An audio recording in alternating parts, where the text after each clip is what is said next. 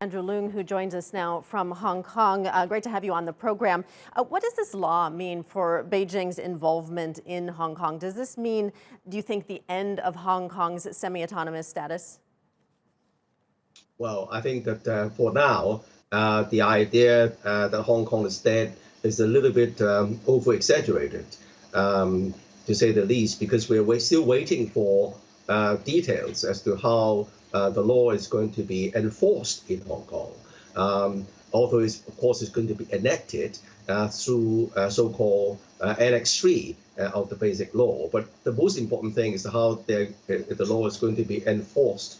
I think the indications are that it will be enforced through the Hong Kong law enforcement agencies, and then cases would be tried in Hong Kong's courts, which of course is Hong Kong has a highly internationally respected judiciary, enjoys high degree of judicial independence. But the question is that how national security is going to be defined. And sometimes it's a bit difficult. I think that the whole exercise speaks to Beijing's deep concern that under one country, two systems, the one country has been increasingly marginalized. And not only that, there is a loss of the sense of nationhood amongst a lot of the local people.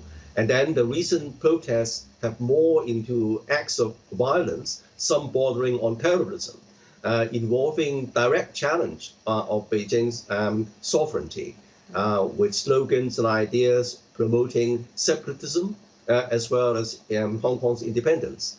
And then there seems to be a symbiotic relationship between this violent camp and the so-called radicals in Hong Kong's Legislative Council.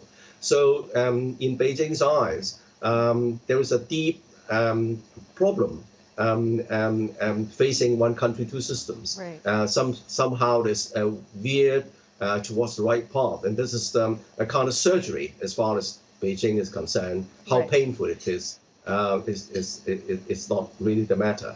As you know, we've seen many protests in Hong Kong over the last year, people demonstrating against China's increasing influence in Hong Kong. Is there concern that people could be charged retroactively under this new law for taking part in those protests? Well, that's a very, very good question, because the bedrock of Hong Kong's common law is the so-called non-retrospectivity. In other words, when you introduce the law cannot take back retroactively. But then, as far as this law is concerned, because a lot of the protesters, a lot of the separatists, a lot of the subversives, they came out in the recent protests. And then, if you do not have at least a limited retrospectivity, say up to a year, you won't be able to catch all these separatists. They will simply lie low. Whereas there's a great deal of evidence, a great deal of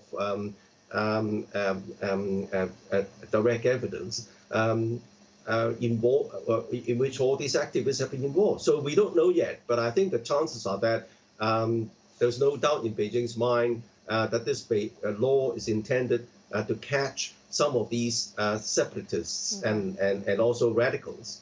Okay, we'll leave it there. Andrew Leung in Hong Kong, thank you so much.